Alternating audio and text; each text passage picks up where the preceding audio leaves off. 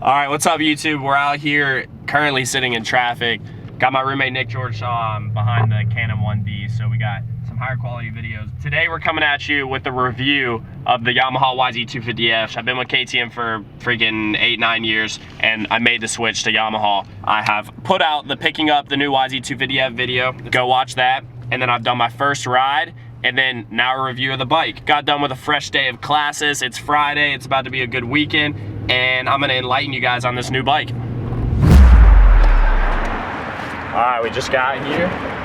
It's easy, dude. Literally 10 minutes from my house. I have a little private storage unit that I share with my boy Walter. I'm pumped for you guys to hear about this YZ. Like, one ride on it, and I have a ride on it tomorrow at JWTF. I'll be able to throw in some clips from County Line and JWTF. Different soil, different conditions, different jumps, everything. Basically give you guys some actual riding footage in this video as well.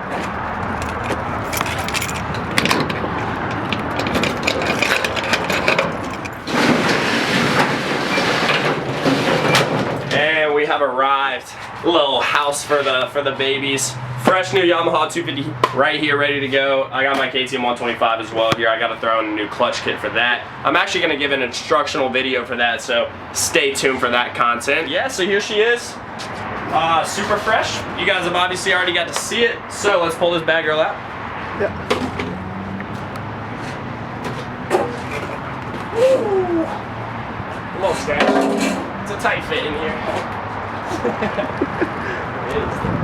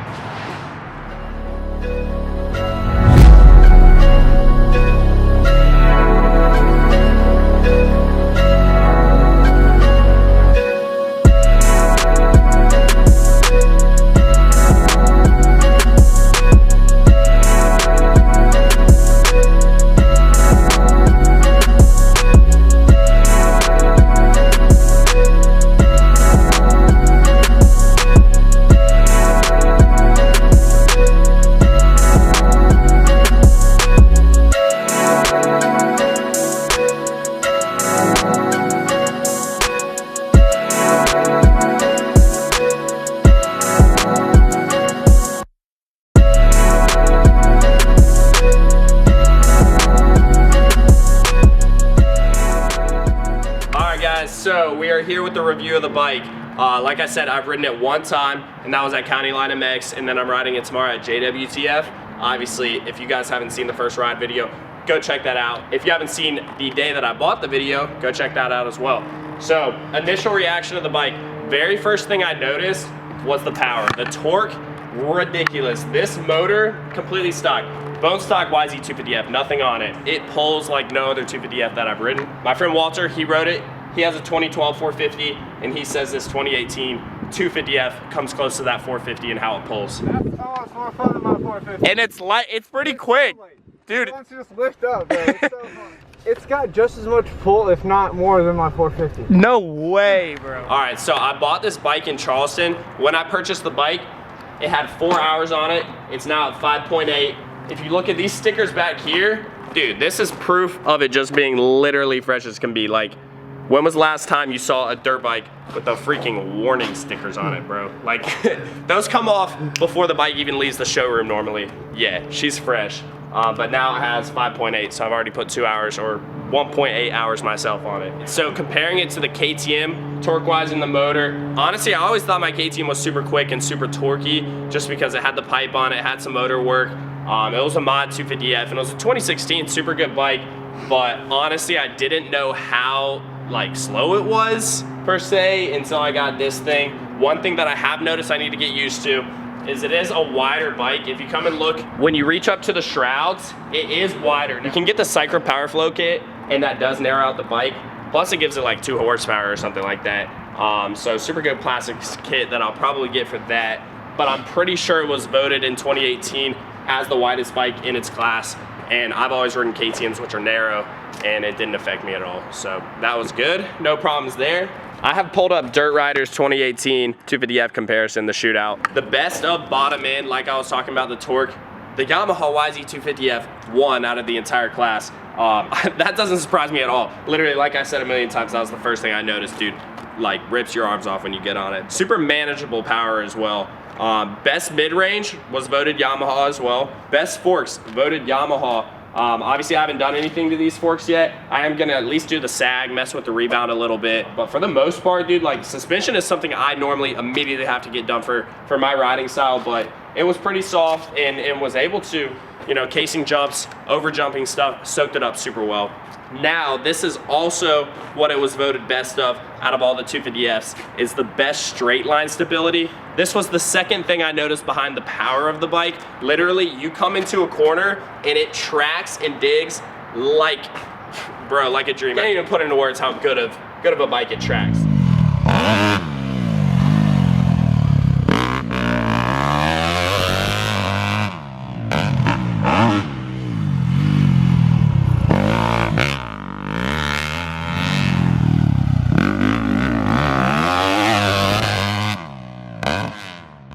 Basically, normally on my KTM, I struggle with left-hand corners, and I don't know why, dude. I literally was going all through the left-hand corners at County Line MX the first day. Here's some videos of it.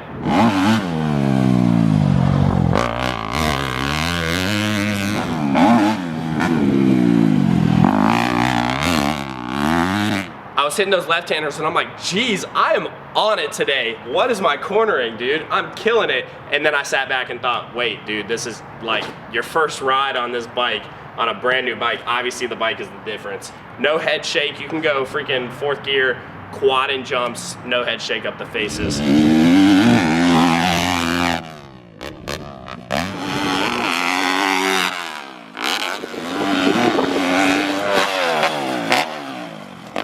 So that's all good there. So just to compare like some seat height differences, Honda's 36.6, Husqvarna 37, Kawasaki 36.8, KTM 37, Suzuki 37, Yamaha 36.8. So this is the weight differences of the 250Fs in 2018 in pounds. Honda 238, Husqvarna 233, Kawasaki 232, KTM 231, Suzuki 236, and Yamaha 236. So they're all pretty comparable.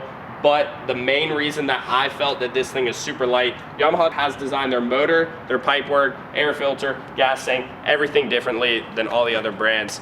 So their weighting and balance is amazing on the bikes.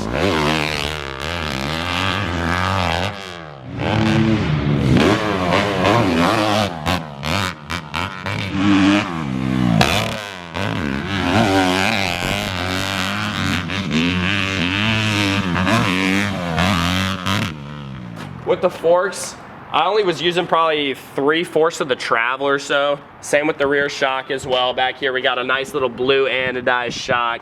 Like I said, everything's bone stock on it. Something that's sick for 2018, these babies, bro. Blue Excels, they come from the showroom like this. Stock, Yamaha, you hook it up. You guys rock for those. This was weird to me. When I bought the bike, I thought a dent came in the bike.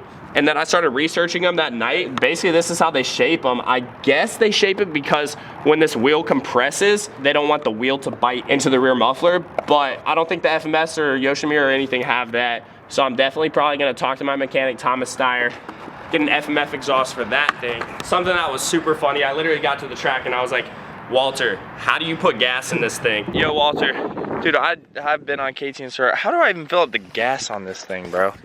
Do you just pull it? Yeah. I literally don't even know how to put gas in the bike. Okay. Obviously you guys probably know this better than I do, but you take this off and then there's the gas can. Super different than any bike I've had. Air filter, that's in this thing right here. If I can get this. The bike's like so different from European bikes, it's not even funny, but still really easy. And this is where our filter is at. That's weird to me, bro. Like, my entire experience with dirt bikes, it's always been taking off the side cover on the left side of the bike and accessing it here. But now you see Yamaha has freed up all this space, and it's all for balancing things. They just want the bike to be super balanced. I see it works, bro. The bike tracks like crazy. In the air, it's super stable. It doesn't feel sketchy at all. Some of my two-stroke KTMs, in the air, you get a little whiskey, dude, like low boner air, little endo. You can see on my 125, sometimes I'll be like, ooh, super sketchy.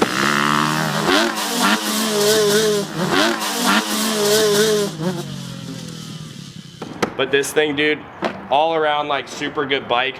Honestly, only complaint I've had with it is probably just the width up here, which hasn't affected me much at all because I keep my knees super tight in here and you know, grippy, because that's the way you got to do. Hang on with your legs. There is one thing on the bike that is not stock, and that is this little air fork bleeder, which obviously doesn't do much except easy access to bleeding your forks. But yeah, we got the original screws for that as well. So yeah, basically to round out this video, I'm going to tell you guys what I'm probably going to do to this bike coming very soon. Number one, I want to get these radiators braced by ICW, because radiator's been super easy and I'm not trying to, you know, pay for a new set of radiators. So maybe it's 120 for the set. And then your radiators are braced, strong as a brick, golden. Obviously Armored Graphics gonna lace it up with some fire, bro. Like, I've already talked to Scott from Armored Graphics. He is in the process of chefing up some fire for this new Yami. FMF bite, I don't know, maybe a little blue anodized carbon fiber tip. That's definitely gonna be sick. You already have the blue rims, so if we had silver rims, toss those out, bro. We're getting black, but we got blue, so we are keeping those. All right. Did I hit all my points? Of course, I got to give you guys a little sound test, and obviously stock exhaust. But dude, that was something that I noticed immediately. It's loud, bro.